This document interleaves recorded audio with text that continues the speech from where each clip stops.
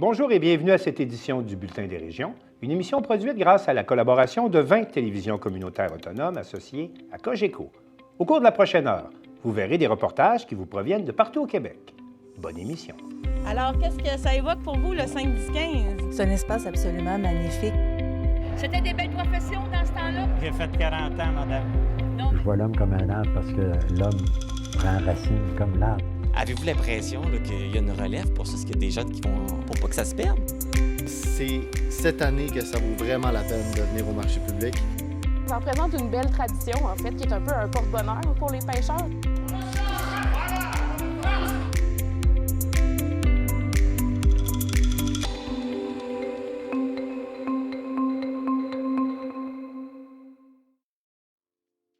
Au sommaire pour vous cette semaine. À Saint-Raymond, un premier salon de l'installation sceptique. À Montjoly, Télévision Métis remporte un mérite municipal. Quelle est la technologie des lits d'arrêt dans Charlevoix? À Forestville, le projet Impact frappe dans le mille. De partout au Québec, des passionnés convergent vers Trois-Rivières pour le grand rassemblement des Ford Mustang. À Saint-Polycarpe, l'avenir à court terme du centre sportif est assuré grâce à la collaboration inédite de 10 municipalités.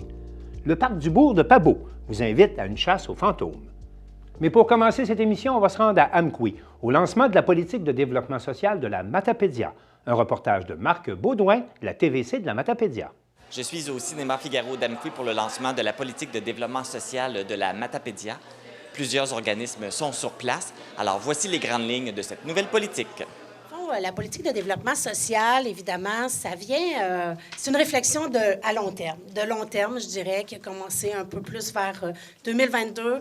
On a fait, pour ceux qui sont familiers avec la Matapédia, l'éco-territoire habité, on a fait une révision de nos objectifs, de nos plans d'action et tout ça. Et dans cette planification-là, dans cette révision-là, on a nommé de mettre en place une politique de développement social. Donc, évidemment, on a mis tout ça en place dans le but, évidemment, d'augmenter le sentiment d'appartenance à la Matapédia, mais aussi de contribuer à l'identité matapédienne. Bon, je sais, tout le monde va dire c'est très fort déjà, mais il faut l'entretenir, puis je pense que c'est toujours important. On a des nouvelles personnes qui se joignent à nous, donc c'est important de travailler là-dessus aussi. Je suis en compagnie de Chantal Lavoie de la MRC de la Matapédia, Alexis Daou-Tremblay du CIS du Bas-Saint-Laurent, Sophie Champagne de la CDC de la Matapédia et Céline Raymond de Cosmos. Bonjour! Bonjour! On a procédé aujourd'hui à la politique de développement social. Donc, tout d'abord, c'est quoi une politique de développement social? C'est un regroupement d'organisations, de personnes. On a fait un regroupement, dans le fond, pour justement analyser toutes les politiques de développement ou les politiques là, que chacune de nos organisations, entre autres la MRC, on parle de l'éco-territoire habité, par exemple, c'est un exemple de politique.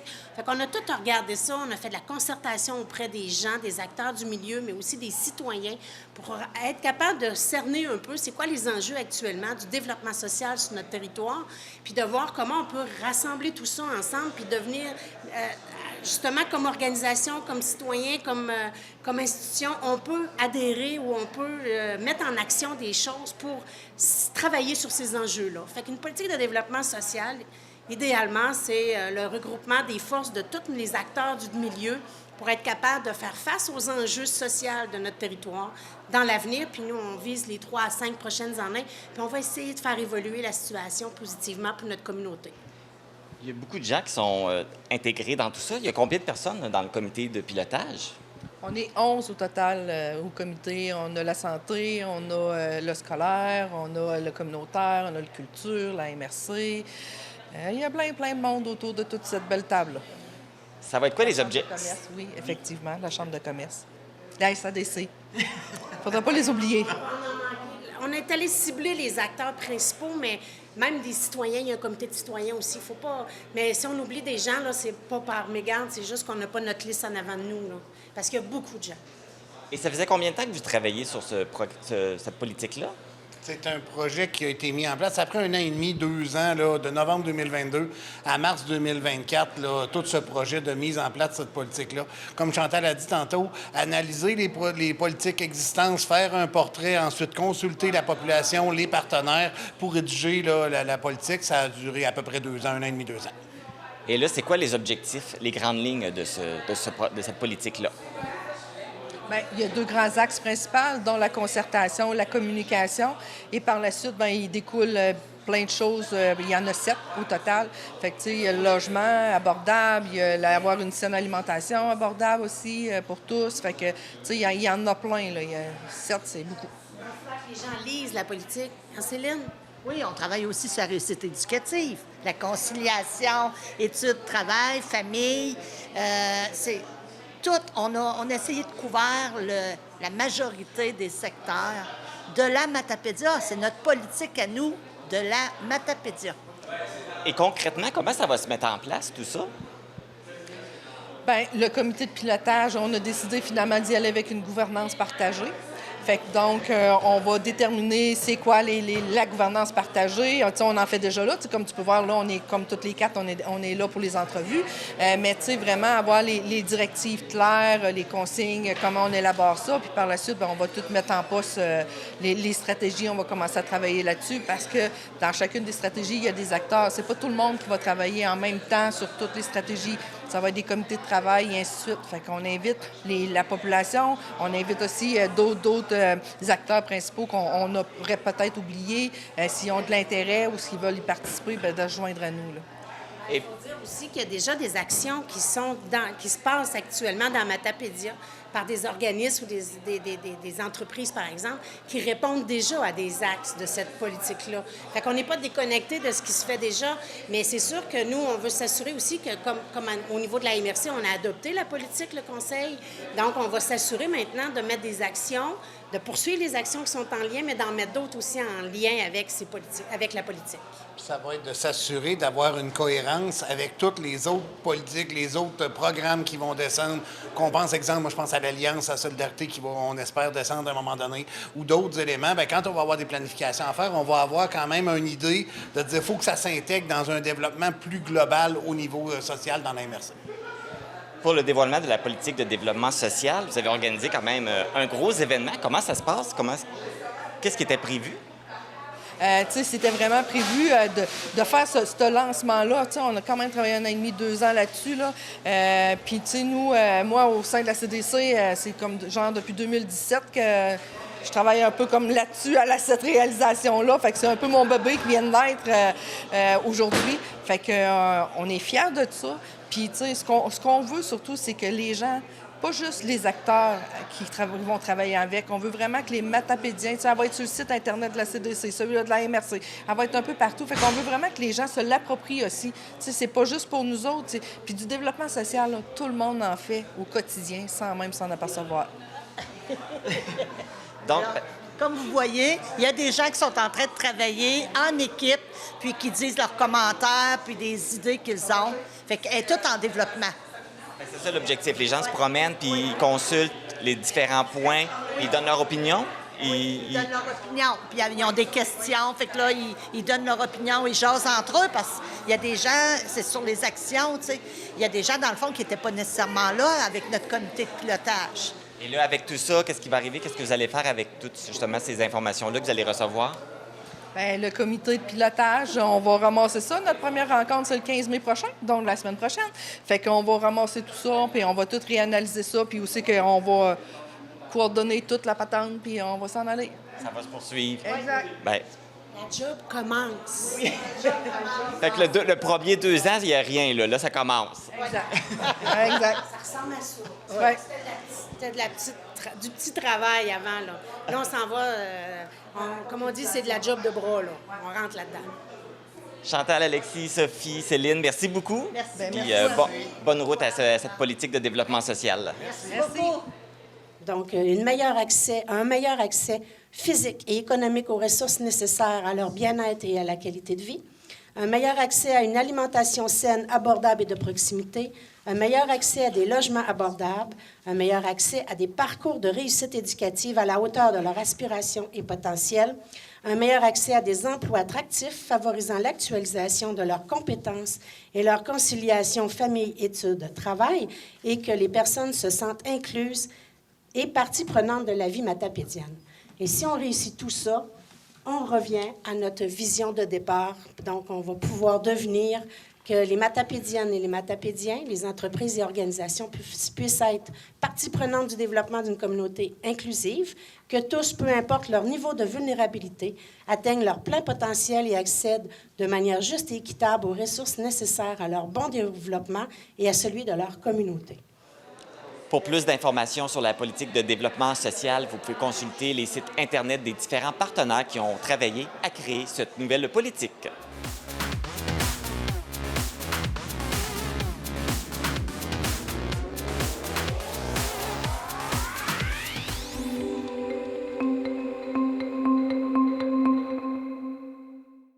Partout au Québec, les propriétaires de fosses septiques doivent faire face à de plus en plus de réglementations. Et pour aider ces citoyens, la Ville de Saint-Raymond a organisé le premier salon de l'installation septique. Un reportage de Danick Julien de CJSR. Le premier salon de l'installation septique s'est tenu à Saint-Raymond-de-Portneuf au centre multifonctionnel Roland-Dion ce samedi 13 avril, alors qu'environ 500 personnes sont venues profiter des conseils des nombreux intervenants sur place. Il faut savoir qu'il y a plus de 3500 fosses septiques sur le territoire de Saint-Raymond qui est parsemé d'habitations en bordure de lacs et de rivières. La Ville a procédé à la caractérisation dernièrement des installations septiques de son territoire et de ce fait, plusieurs propriétaires devront changer d'installation septique. Selon le maire Claude Duplain, c'est pour outiller la population dans ces changements que la Ville a pris l'initiative de tenir ce salon. Le voici. C'est une idée qui est venue de Sabrina d'organiser ce salon-là. C'est une idée extraordinaire. On ne pensait jamais qu'il y aurait du monde là même. Quand elle nous a parlé de ça, on a dit oui tout de suite parce qu'on sait qu'on a 3500 fosses septiques. Pour au fur et à mesure que Sabrina est en train d'élaborer le projet du salon, on trouvait ça intéressant. Et même nous, on se convainquait qu'il prenait un salon de fosses septiques.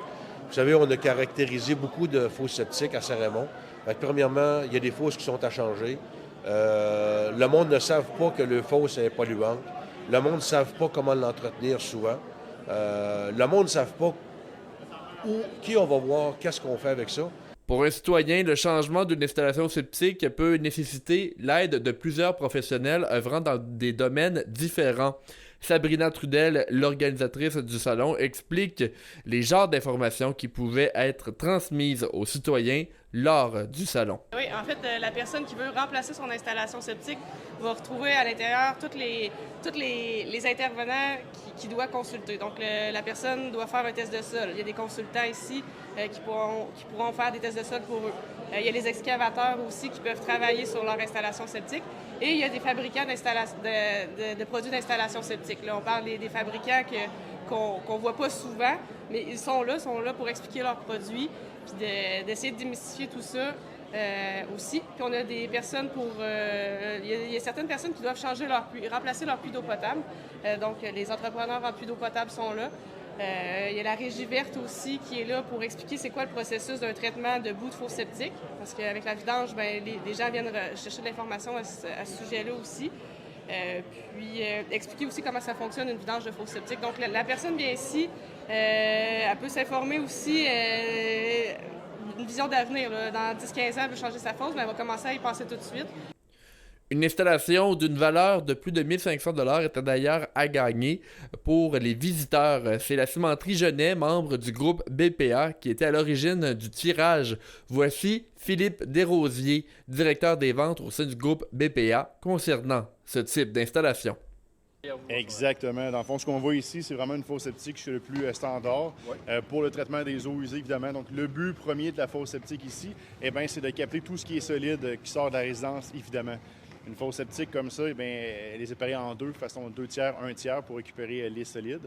Et puis, c'est une fosse qui doit être vidangée aux 2 ans quand c'est une résidence qui est principale et aux 4 ans quand c'est une résidence qui est secondaire. Et typiquement, disons dans la province de Québec, une installation septique a une durée de vie entre 20 et 25 ans. Typiquement ici, dans le coin de Portneuf, vu qu'on est dans le sable, ça peut aller au-delà de ça. Donc, je vous dirais que si les gens qui ont ça installé chez eux, qui font attention puis qui vont utiliser le guide des bonnes pratiques, si on veut, ça peut durer dans le temps une quarantaine d'années jusqu'à là. Parmi les intervenants sur place, l'organisme de bassin versant, la CAPSA, était aussi présente pour parler des aspects environnementaux qui entourent les installations septiques, mais aussi l'eau potable. Marie Moulin, ingénieure forestière et biologiste, nous expliquait que la qualité des installations septiques pouvait avoir des impacts sur l'eau potable qui provient des sources d'eau privée. La voici. Aujourd'hui, ce qu'on fait, c'est qu'on fait de la sensibilisation auprès des personnes, parce que souvent les personnes qui ont des fosses septiques ont des puits privés, donc on les sensibilise à l'impact qu'ils peuvent avoir sur les eaux souterraines et sur l'eau potable en bout de grille. Des fois, les personnes, ils me questionnent par rapport à leur type de puits, s'ils sont vraiment proches de la surface, ou les personnes qui ont des puits vraiment en profondeur. Des fois, ils se sentent à l'abri de toutes les contaminations, donc ils me demandent si c'est vraiment le cas. Par rapport à leur situation, ils me questionnent. Marie Moulin rappelle que le ministère recommande aux propriétaires des puits privés de faire tester leur eau au minimum 2 fois par année. La Régivette de Portneuf était également sur place pour expliquer à la population comment ils gèrent les résidus de fosses septiques. Voici Anne-Marie Giroux. Alors, on est présent aujourd'hui pour expliquer aux gens comment on gère les bouts de fosses septiques. Donc, rendu au site d'enfouissement, comment on traite les eaux provenant des bouts de fosses septiques. Mais en amont de ça, au combien de temps qu'on va chez les gens, c'est des résidences principales, secondaires, les services qu'offre la régie aussi pour les résidents de Portneuf. La majorité des exposants avec qui nous avons parlé ont trouvé très pertinente l'idée du salon d'installation septique. Voici d'ailleurs, en terminant, Stéphane Dion de l'entreprise Les Techniques de l'eau. Oui, le monde qui sont venus aujourd'hui avait des questions spécifiques liées à des problèmes de rendement de puits. Des fractures qui étaient moins productives dans le roc ou des puits de surface qui avaient des remontées de sable. Oui, j'ai eu des questions spécifiques. Oui, très pertinent aujourd'hui parce que j'ai eu des questions sur les distances à respecter. Oui, j'ai trouvé que c'était approprié.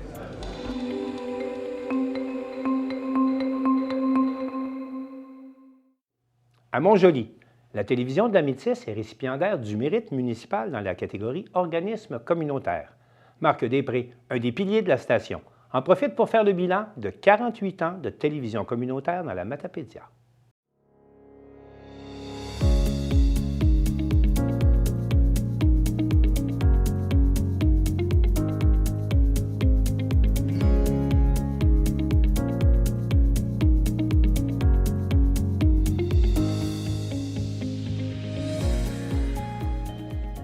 La belle aventure de la télévision communautaire de la Métisse a débuté en juin 1976 avec l'obtention des lettres patentes de l'organisation comme compagnie à but non lucratif.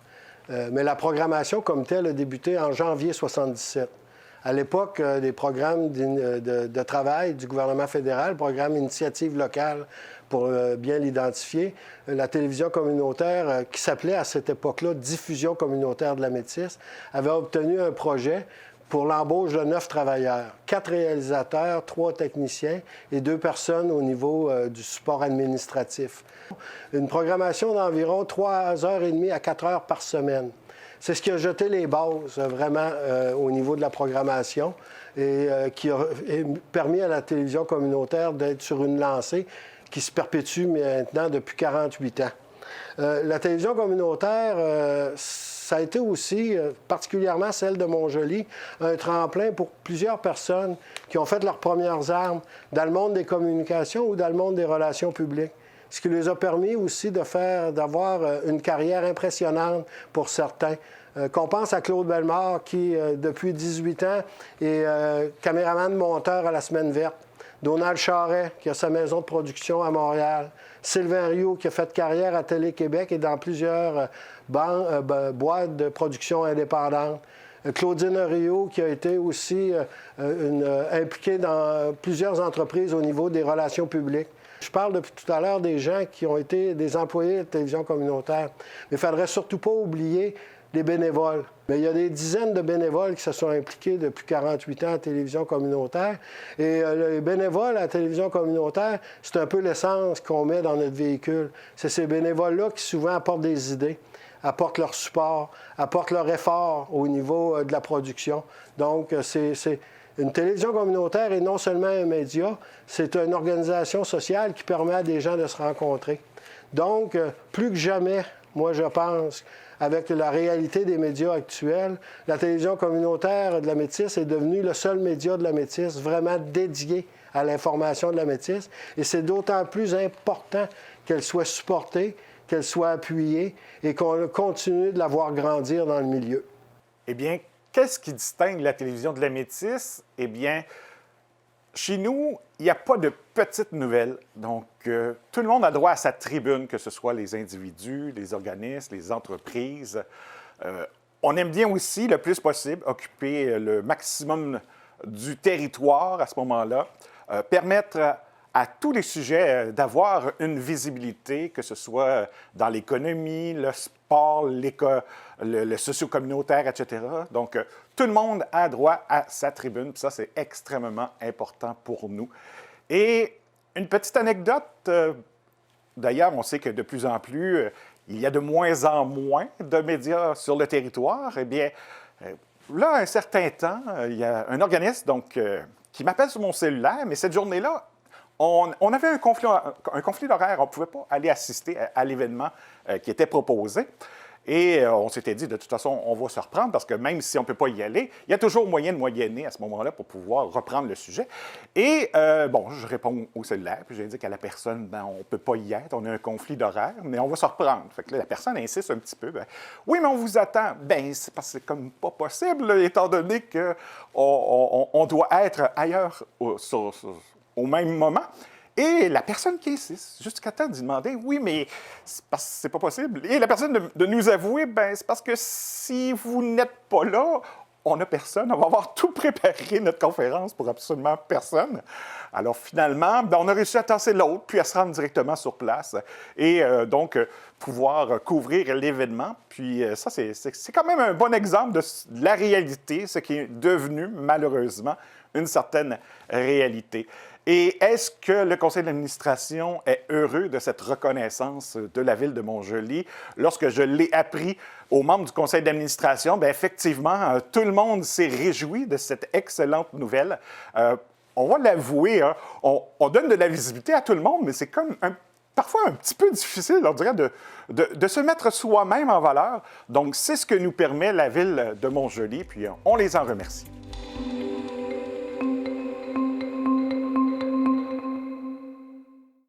Les voies de secours qui permettent d'arrêter les véhicules en détresse sont nombreuses dans les côtes de Charlevoix. Et Lydia Duchesne de TVCO s'est intéressée à leur technologie.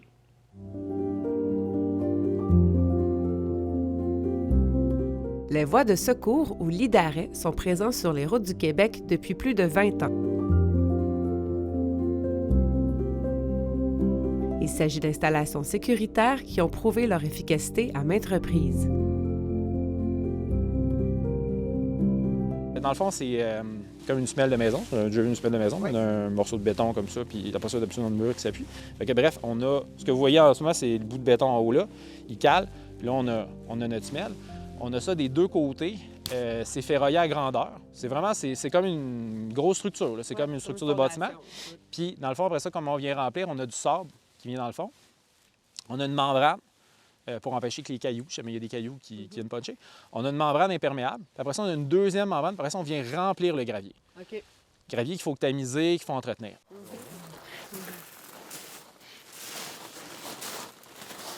Tu vois le principe, là. Tu t'enfonces.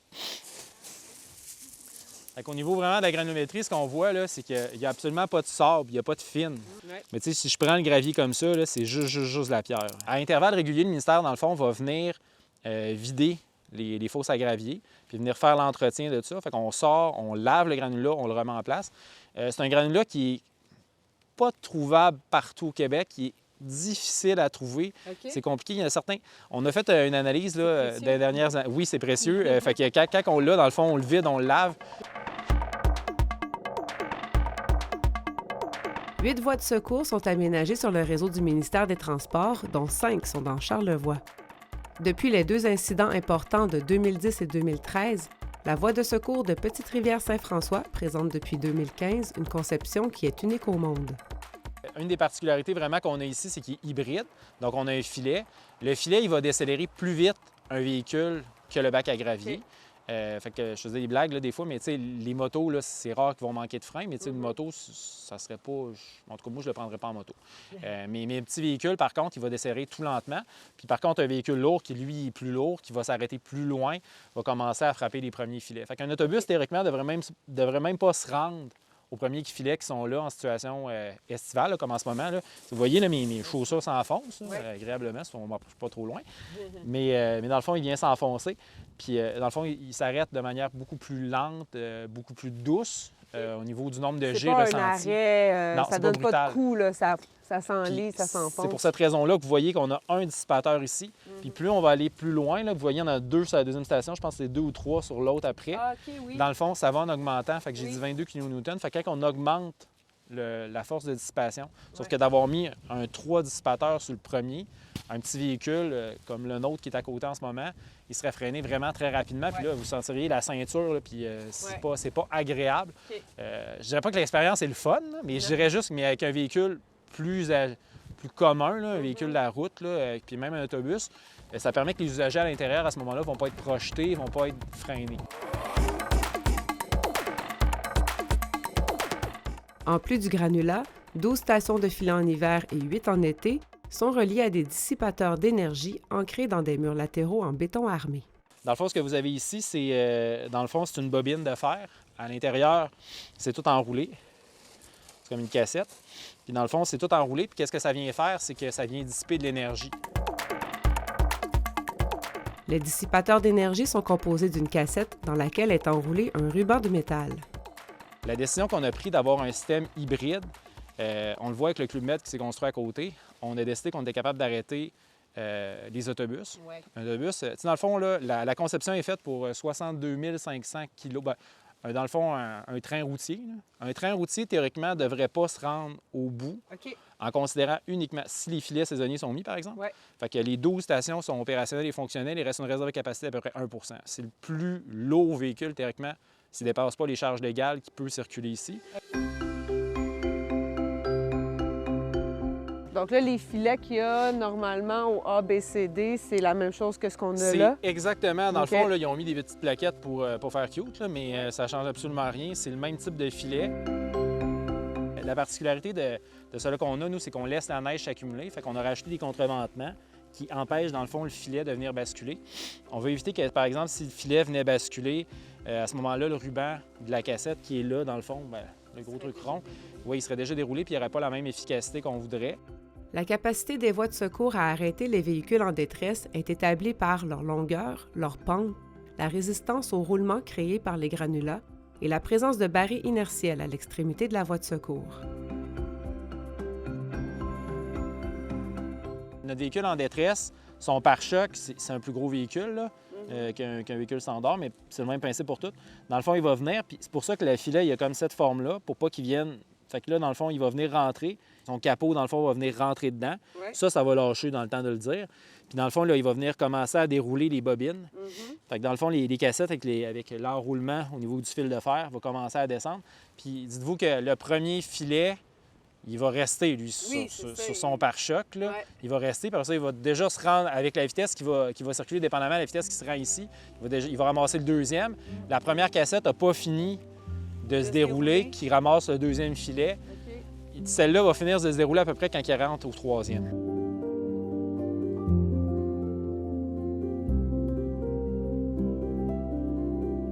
Les voies de secours sont aussi toutes précédées d'une aire de vérification des freins. L'aire de vérification des freins, c'est vraiment important pour les usagers de la route de l'emprunter. Particularité à Petite-Rivière, on n'a pas mis une pancarte, souriez, vous êtes filmé, mais on a installé une caméra. Avec les incidents qu'on a eus par le passé, on s'est aperçu que certains véhicules, des fois, n'avaient pas toujours tendance. Même quand on a fait les travaux de construction en 2015, on s'est aperçu que les véhicules n'avaient pas toujours tendance à faire leur arrêt obligatoire. Okay. Pour faire un arrêt obligatoire, là, je ne rentrerai pas dans les détails avec les véhicules, mais il n'y a pas juste les poids lourds, les camions. C'est ce qu'on a l'impression, ou peut-être les voitures qui tirent des roulottes. Exactement. Ouais. C'est un rappel, là, en saison estivale qui s'en vient, là, les roulottes vont commencer à sortir. Il faut penser que les véhicules, dans le fond, doivent faire un arrêt complet et aussi essayer le frein à bras. Les calculs de la vitesse d'entrée maximale prennent en compte la masse totale du véhicule, la longueur et l'inclinaison de la pente qui précède, ainsi qu'un arrêt complet du véhicule à l'aire de vérification des freins. Il est designé en fonction du pire cas, là. Dans le fond, on a pris comme paramètre 160 km/h, qui est au-dessus de la vitesse des pires accidents qu'on a eus. Puis on a pris un trait routier, puis on a calculé une réserve de capacité. Puis en plus, comme je disais tantôt, on a rajouté un mur à la fin qui est pour empêcher les projections de débris.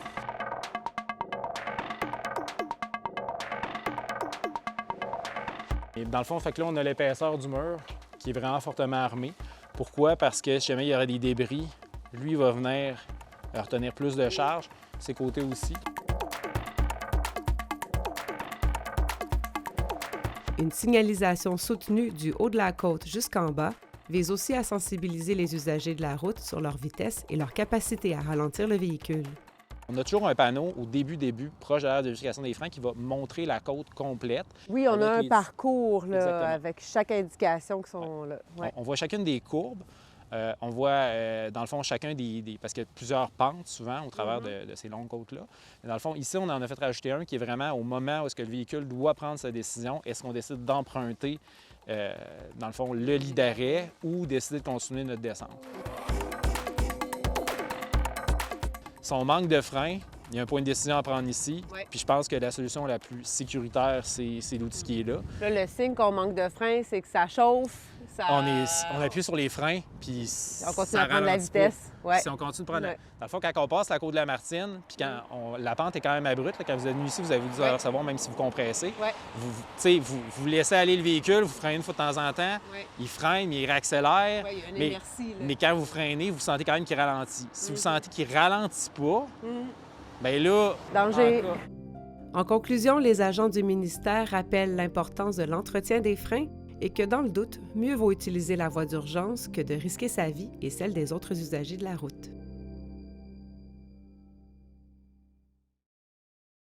Au moment où les jeunes préparent leur bal de fin d'année, Véronique Lévesque de la télévision du Littoral à Forestville a assisté à une spectaculaire simulation d'un accident mettant en cause 2 véhicules et 5 jeunes.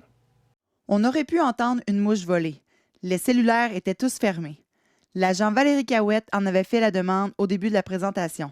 Chaque intervenant a été chaudement applaudi. Le projet Impact a frappé dans le mille une fois de plus.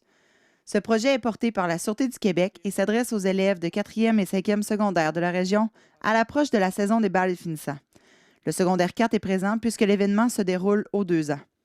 L'activité consiste en une journée de prévention sur les dangers qui guettent ces jeunes conducteurs s'ils conduisent sous l'effet de l'alcool ou des drogues, s'ils textent au volant, s'ils commettent un excès de vitesse ou s'ils adoptent une conduite dangereuse. J'ai trouvé que c'était une super belle occasion de prouver aux gens qu'on était, que ça pouvait arriver surtout à nos proches, à nos personnes, à nos amis, des telles tragédies comme ça. Puis que ça nous a fait sortir de notre zone de confort, ça nous a permis de jouer des rôles quand même assez importants là-dedans. Moi, ça m'a fait réaliser à quel point c'est dangereux d'embarquer avec quelqu'un qui avait pris de l'alcool. Et à l'avenir, c'est sûr que s'il y a quelqu'un qui nous propose d'aller en voiture avec quelqu'un qui a pris de l'alcool, c'est sûr que je vais refuser, puis je vais inciter les autres à refuser aussi, puisque ça arrive à tout le monde des accidents, puis c'est souvent causé par ça. Cette fois, une série d'intervenants, policiers de la Sûreté du Québec, paramédics, pompiers, médecins, infirmières, préventionnistes à la SAAC, se sont succédés sur scène pour une simulation impliquant 2 véhicules et 5 jeunes au complexe Guy Ouellette en matinée et expliquer les conséquences diverses à la suite d'un accident de la route pour terminer l'activité au pavillon des Arts de Forestville. On est à notre 4e édition cette année. Par contre, j'ai participé à l'édition 2, 3, 4. Ça faisait déjà 6 ans qu'on avait arrêté. Là, la dernière édition, dans le fond, remonte à il y a 6 ans. Étant donné le temps de la COVID, là, ça nous a... on n'a pas pu en faire avant. Donc oui, je chapeaute, mais je ne suis vraiment pas toute seule. Là. Je suis avec les pompiers de Forestville, Marie-Pierre Dufour, puis avec Michel Canuel. Dans le fond, notre comité, on est 3 là, pour chapeauter ça. L'ensemble des présentations allait droit au but et était bien adapté au public cible, des jeunes âgés pour la plupart entre 16 et 17 ans, dont plus de la moitié de la salle possédait déjà ou était en voie d'obtenir son permis de conduire.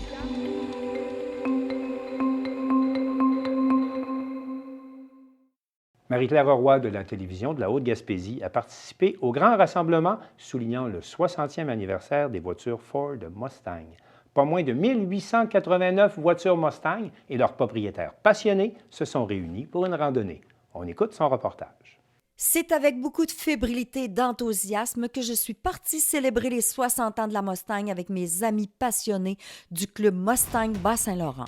Alors, le Bas-Saint-Laurent, la Gaspésie et surtout la Haute-Gaspésie étaient représentés lors de cette fin de semaine incroyable où le record de la plus grande parade au monde a été fracassé.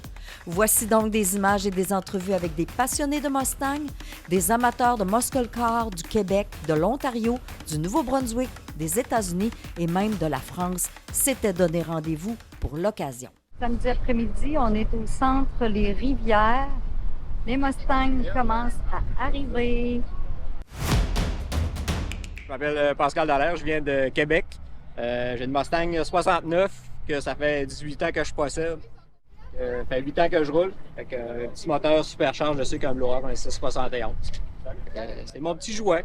Fait que je suis venu participer à l'événement, l'exposition, puis ensuite pour participer au record Guinness. Parle-nous un petit peu de ta Mustang. On l'a acheté à l'automne de l'année passée. C'est notre nouvelle petite acquisition. C'est une belle petite bébelle. On est bien fiers. Et pourquoi vous avez décidé de faire l'activité de la fin de semaine? Parce que c'est assez spécial. C'est comme mondial. C'est comme... ça va arriver une fois seulement. C'est ça. Si on ne le fait pas là, on ne le fera jamais. Tu as suivi les Ben, folies de ton chum? C'est la folie de madame en plus. Ah oui? Ah oui, c'est moi qui est excitée comme une petite puce. Ouais. Qu'est-ce qui t'a amené à venir au record mondial? Ben, parce que c'est un événement qui va arriver une fois dans notre vie. Si on passe à côté, ben. Je suis André, je viens de Gatineau. Je vous présente ma Mustang, une 2011 convertible. Ma troisième, à 16 ans, j'avais eu une Mustang 78 King Cobra. J'allais à la polyvalente avec ma Mustang pour aller brûler des tires. Puis après ça, j'ai eu la Mustang 80. Puis là, ça faisait des années, fait que c'était une folie un peu celle-là pour nos deux pour s'amuser en convertible. Cadeau de retraite. Hi, I'm Dale Long, and this is Karen Milchin, and we're from Ontario, and we brought our Mach 1 up to the Mustang Gathering today for the world record. Pourquoi tu as décidé de venir ici pour la fin de C'est semaine? parce que c'est le beau rassemblement, puis je suis un maniaque de Mustang. C'est pas ta première? Mon premier, j'ai mon bicycle à pédale, j'avais 12 ans. C'était un CCM Mustang. Puis là, j'avais 4 Mustangs. Là, je n'ai vendu une à mon chum, la vert qu'il y a là. Bonjour, moi c'est Dominique de Mirabel. Enchanté. Ça va bien, Dominique? Oui, toi? Pourquoi tu es ici en fin de semaine? Dis-nous ça, là. Bon, ils ont dit qu'il y avait plein de Camaro dans le bout, fait que je suis venu voir ça. Parle-nous un petit peu de ta Mustang. Ma Mustang, je l'ai baptisée cette année. Elle s'appelle Black Horse, cheval noir. Puis je l'ai depuis 2017, c'est une 2016 Performance Pack GT. Je connais ça, la Gaspésie. Vous connaissez ça, la Gaspésie. Alors, votre nom, monsieur, c'est quoi? Moi, c'est Jacques. Une Saline 2007, ils sont rares. Oui, hein? Un 4.6 avec un supercharge. J'en ai 2. Oui. J'ai une 2014, la même couleur que ça. Ouais, Noir rigide. Il y a plein de belles Mustangs qui passent. Oui, il y en a beaucoup. C'est fou aujourd'hui, là. Vous êtes venu ici pourquoi? Moi, je suis un malade de Mustang. Fait qu'aujourd'hui, on est venu pour le rassemblement, puis demain pour la parade. Allô? Hey, est-ce que tu as une Mustang? Non, j'ai pas ce privilège-là, malheureusement. Mais pourquoi vous êtes ici aujourd'hui? On est des adeptes, puis on voulait participer au World Record. Oh oui, même si vous n'avez pas de Mustang. Oui. Alors, Oui. c'est votre façon à vous autres de participer. Ouais. C'est génial. La fois, moi, je m'en venais en visite, c'était pas prévu. Fait que ça nous fait de quoi à faire après-midi, il fait beau. Vous venez de quel endroit? Sorel. OK. Sorel Beach. Vous êtes ici pourquoi en fin de semaine, non? On est ici pour la Mustang. On veut montrer la note aussi, là. Vous avez quoi comme Mustang? Une 2014. 2014? Club America. Oh, wow! C'est la blanche qui est derrière vous. C'est là. ça, OK. c'est ça. Puis là, vous m'avez dit tantôt que vous avez écouté la chanson qui a été faite pour l'occasion. Oui, la chanson qu'ils ont mis sur l'Internet qu'on pouvait downloader. Là. Fait que, elle va jouer probablement en montant. Derrière vous, c'est votre Mustang. Oui. Un passionné? Un passionné, oui. Est-ce que c'est votre première? C'est ma première, oui. Ça fait longtemps que vous l'avez? Oui, une dizaine d'années. Une dizaine d'années. Oui. C'est toujours le fun de se promener en décapotable. Toujours le fun. Puis là, vous êtes ici pourquoi aujourd'hui pour l'événement? On vient voir le défilé. OK. Là, ça va être demain matin, le défilé.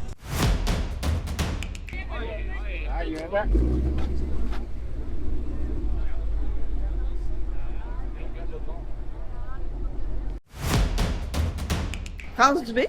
Puis France, vous venez de quel endroit? Magog. J'aimerais ça que tu m'expliques comment ça s'est passé. On est parti de Sherbrooke, 27 voitures. Puis on a fait tous les petits chemins pour se rendre jusqu'au pont de la Violette. Puis on a arrêté de dîner, puis là on s'est rendu. Puis est-ce que c'était la première fois que vous participiez à un convoi comme celui-là? Oui. C'est impressionnant? Malade. Avez-vous hâte à demain? Oui. Serge Lambert, je viens de Lanaudière-Rawdon. Je viens participer à notre belle célébration de Mustang pour notre beau décor qu'on va avoir ici à Trois-Rivières. Je vous remercie d'être là avec ma belle Mustang GT California Spéciale 2012.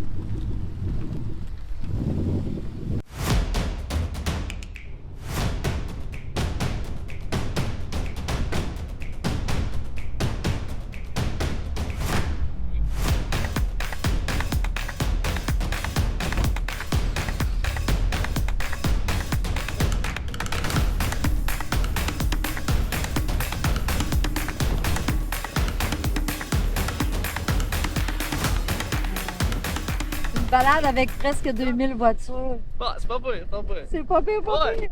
As-tu trouvé ça long? Commencé, mais mettons que on est content d'être arrivé, là. Surtout. Yes. C'est ça. C'est quoi ta voiture, là? Mustang 2012. C'est rare, les jeunes qui viennent avec des Mustangs. C'est vrai qu'il y en a pas beaucoup, là, non. Mais on en profite. Mais il y a vraiment beaucoup de monde sur la route. Je pensais pas qu'il y avait du monde qui nous attendait tant que ça.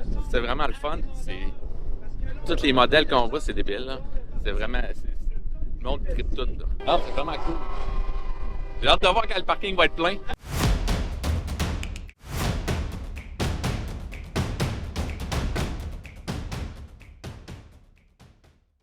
Chantal Bédard de C'est sûr.tv vous apprend que le Centre des loisirs de Saint-Polycarpe pourra demeurer ouvert tout au long de la prochaine année grâce à la contribution de 10 municipalités, mais que son avenir à long terme devra encore faire l'objet de discussions.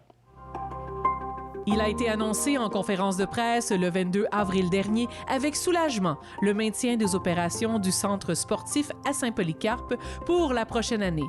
Rappelons que la pérennité de l'aréna est incertaine, due au manque de fonds de plusieurs millions pour les rénovations requises pour son fonctionnement. 10 municipalités avoisinantes ont accepté d'entamer l'analyse du dossier dans un souci de maintenir les activités du centre sportif. Une belle annonce aujourd'hui, un beau suivi. Qu'est-ce que vous avez annoncé concrètement? Concrètement, dans le fond, ce qu'on annonce aujourd'hui, c'est que la prochaine saison, la saison 2024-2025, elle est assurée. Donc, les utilisateurs de l'Arena peuvent être rassurés quant à la saison qui s'en vient. C'est des bonnes nouvelles, c'est un petit pas par en avant. Ce processus n'a pas été sans défi, mais nous sommes fiers du chemin parcouru et des perspectives prometteuses qui s'ouvrent à nous. Très content de penser qu'on va réutiliser et toujours utiliser une infrastructure qui est déjà en place, mais on n'est pas obligé de refaire du neuf. On va refaire du neuf avec du vieux, ça va nous coûter pas mal moins cher, puis ça va durer aussi longtemps. Vous savez, un aréna comme ça, M. Poirier nous l'a dit, d'en rebâtir un autre, ça nous coûterait 25, 30 millions. Je pense pas qu'on a les moyens, une municipalité dans Soulanges aurait les moyens de partir là-dedans. Premièrement, on a établi de quelle façon on va établir les coûts. Bon, ensemble, les 10 municipalités ont dit on va y aller au prorata. Là, après ça, chaque ville pouvait savoir un peu qu'est-ce que ça donnait comme chiffre. Le hockey à Soulanges est loin de disparaître. Il est même en forte progression. Pour cette année, seulement pour notre association, c'est près de 300 jeunes qui revêtissent l'uniforme des seniors, des sénateurs et des Sasquatch. Les élèves de l'école secondaire Soulanges sont nombreux à utiliser les installations du centre sportif Soulanges. Un programme particulier en hockey permet même à plus de 100 élèves, qui sont présentement encore sur la glace présentement, de la région de Soulanges de pratiquer leur sport plusieurs heures par semaine. On annonce 1 an d'opération encore, puis après ça, il va falloir que les élus, les décideurs s'assoient encore ensemble pour voir où est-ce qu'on s'en va pour la suite des choses. Exactement. C'est un petit peu un passage obligé. Là. Le temps joue un petit peu contre nous. Et on veut prendre le temps de bien faire les choses aussi. Je pense que c'est la volonté politique présentement de bien faire les choses. Nous, dans le fond, le rôle de l'OSBL, c'est de les asseoir tous à la même table. Ils ont répondu à l'appel. Il y a une volonté positive de faire vivre ce centre sportif-là. Maintenant, la balle est dans leur camp, de s'entendre, décider un petit peu où ils s'en vont avec tout ça. Nous sommes sur le point de vivre une véritable renaissance pour le centre sportif Soulanges. Et cela, grâce à l'engagement et à la détermination de chacun d'entre vous.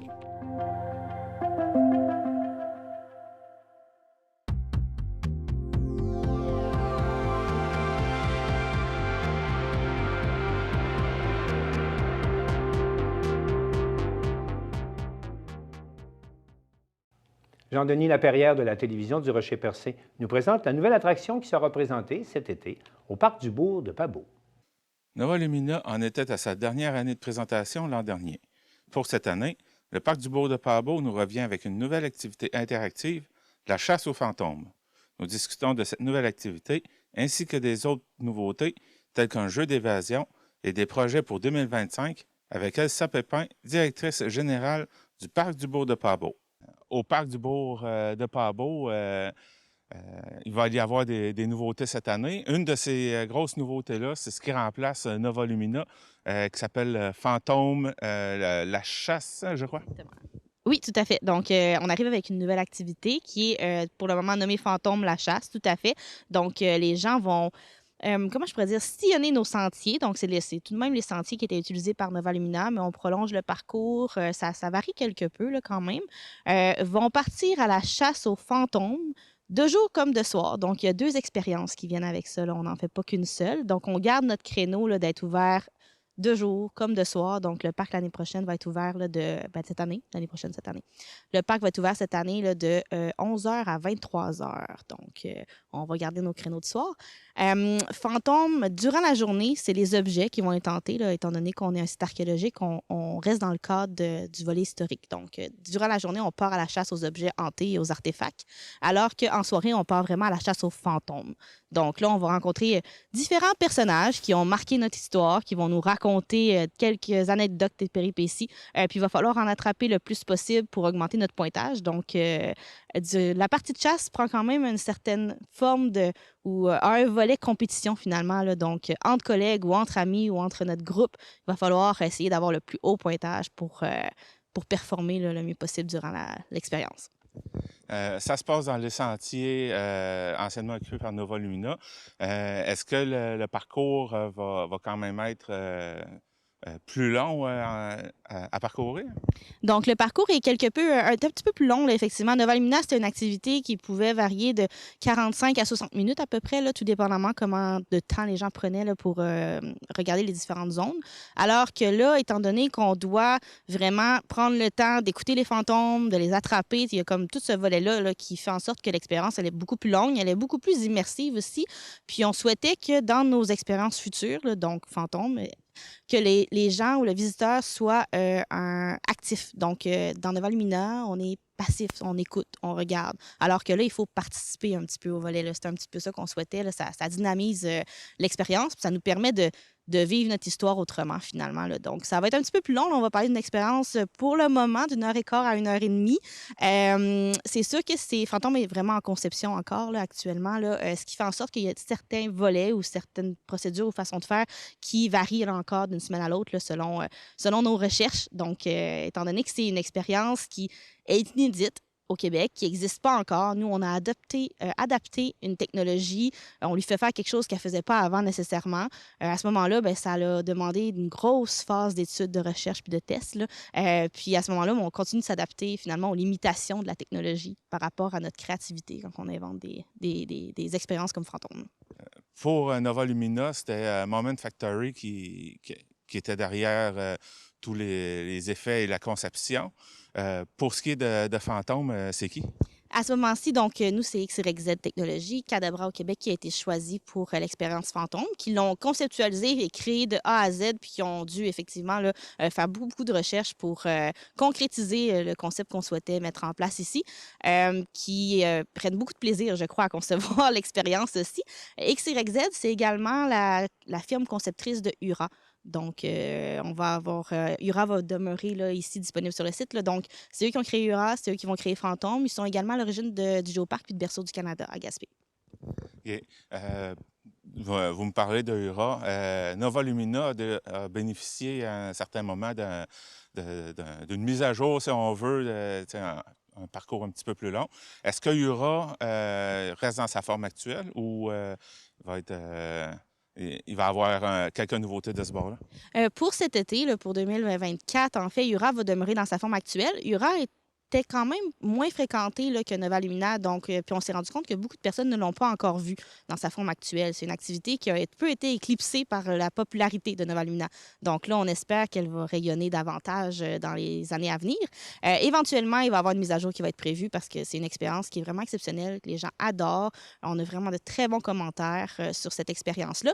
Par contre, là, dans le moment, on a beaucoup de nouveautés qui s'en viennent pour 2024, donc on se concentre sur Fantôme puis les autres petites nouveautés qu'on va ajouter. Puis également pour 2025, là, on a d'autres gros projets là, qui s'en viennent. Donc, une étape à la fois, mais Ura ne sera pas en reste dans les années à venir. Bon, j'ai sauté vite sur Ura, mais pour ce qui est de Fantôme, est-ce que ça complète un petit peu cette partie de sujet-là? Oui, complètement. Fantôme, en fait, effectivement, là, c'est encore en conception, donc il y a des petites choses qui évoluent. Au fur et à mesure qu'on va avancer là, dans les semaines à venir, on va annoncer ou du moins expliquer un petit peu plus de choses. Là, quand on va avoir du matériel aussi à fournir, là, les gens vont pouvoir nous suivre sur les médias sociaux pour en savoir plus. Puis dans la procédure également, là, étant donné qu'on n'est pas encore fixé sur comment vont fonctionner les réservations, à quel moment on va pouvoir réserver. Donc, il reste encore quelques petites pages blanches là, à écrire là, pour cette année-là. OK. Alors, passons aux nouveautés. Donc, une de ces nouveautés-là, on est devant la maison du pêcheur. Vous allez avoir une activité qui va se passer dedans. Oui, tout à fait. Donc, en plus de Fantôme, en 2024, là, pour l'été, on arrive avec une toute nouvelle activité qui est un jeu d'évasion dans la cabane de pêcheurs ici en arrière. La cabane, en fait, c'est une reconstitution de cabane de pêcheurs du 18e siècle qui a certaines particularités dont on fait l'interprétation dans la visite. Mais là, on souhaitait la mettre en valeur d'une autre façon. Donc, les gens vont être... les visiteurs vont arriver, vont être plongés ou vont devoir endosser le rôle d'un pêcheur au 18e siècle. Donc, on arrive, on te remet tes clés de la cabane. Puis là, il faut que tu commences ta journée de pêche. Puis au fur et à mesure de ça, tu as des énigmes à résoudre, puis tu as un trésor à trouver, etc. Là, donc, ça va quand même être super intéressant. Puis ça va aussi mettre en valeur une portion de l'histoire dont on parlait moins, qui est la guerre de la conquête. Donc, ici, les Anglais sont arrivés, ont brûlé l'entièreté de la seigneurie pour appauvrir les Français. Donc, là, on est dans cette situation-là où les Anglais vont arriver, puis ils vont venir brûler, puis il faut que tu te sauves avant qu'ils arrivent. Donc, ça va être quelque chose de super intéressant. Les gens vont apprendre leur histoire tout en jouant, puis tout en étant un petit peu dans l'action, mais en ayant un petit thrill. Là. Sinon, comme autre nouveauté, qu'est-ce que le parc du Bourg de Pabot va nous proposer cet été? En fait, le parc du Bourg de Pabot devient une nouveauté en soi dans son entièreté parce que à partir de l'année prochaine, les horaires vont changer, comme je l'ai mentionné un petit peu plus tôt. Donc, on va être ouvert de 11h à 23h. La façon de venir nous visiter aussi va changer. Donc, ça va être une tarification unique. Donc, au lieu de venir puis de devoir réserver à l'avance toutes les activités à la carte de façon séparée, cette fois-ci, le visiteur va avoir une passe pour sa journée. Donc, il vient, il paye une fois, puis il fait tout ce qu'il veut dans l'ordre qu'il veut. Il n'y aura pas nécessairement de réservation non plus. Donc, ça va permettre aux gens comment je pourrais dire, ça va nous permettre d'être en tourisme un peu plus lent, de ne pas être stressé non plus quand on vient faire les activités. Puis si les plans changent, bien, ils changent, puis on est capable de s'adapter à ça. Donc, les gens vont pouvoir visiter soit Fantôme, Ura, le jeu d'évasion, puis les activités qu'on a déjà aussi, comme le nouveau jeu Vraiment Vrai là, qui a vu le jour l'année passée. On va avoir un nouveau chercher-trouve pour les adolescents aussi, les visites guidées. Donc, au niveau des visites guidées, là, on change un petit peu notre façon de procéder. Au lieu d'avoir une visite guidée, on va en avoir plusieurs qui vont avoir différentes thématiques à chaque heure. Donc, à ce moment-là, les gens vont pouvoir faire soit une visite, soit 4 dans leur journée, selon ce qui leur convient, puis selon ce qu'ils adonnent aussi. Là. Donc, finalement, c'est pas mal tout le parc du Bourg de Pabot qui se renouvelle en 2024 avec tous ces changements-là, puis ces nouvelles activités-là, puis cette nouvelle façon de visiter finalement le site. Et pour ce qui est à venir, 2025, sur quel projet vous travaillez? Donc, effectivement, 2025 aussi va être une grosse année. Là. 2025, on travaille sur notamment le projet de l'île Beau-Séjour, dont on a entendu parler un petit peu auparavant. C'est de donner l'accès à l'île puis de pouvoir en faire l'interprétation. Puis, en 2025, éventuellement, Fantôme déménagerait sur l'île également. Ce qui en ferait une expérience encore toute nouvelle et toute autre, finalement, à ce moment-là. On travaille également sur un renouvellement de l'exposition permanente du musée. Donc, l'entièreté du contenu d'interprétation changerait en 2025. Puis, on va également repenser notre image de marque pour 2025. Donc, c'est quand même des gros projets de longue haleine, finalement, pour l'année prochaine. On a fait le tour pour le Beau de Paabo? Je pense que ça complète bien. Okay. Eh bien, Elsa Pepin, directrice générale du Parc du Beau de Paabo, merci beaucoup de m'avoir reçu et bonne saison 2024.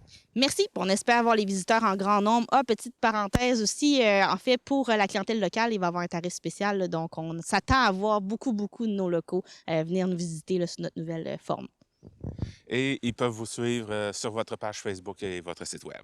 Effectivement, les meilleurs moyens, là, c'est vraiment la page Facebook qui est mise à jour quand même assez souvent, puis le site Web également là, pour les informations de tarification, puis de réservation là, qui vont venir à la fin du mois de mai.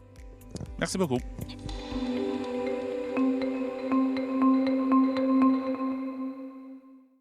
C'est tout pour le bulletin des régions cette semaine. J'espère que cela vous a plu. Je remercie toutes les stations de télévision participantes et je vous dis à la prochaine.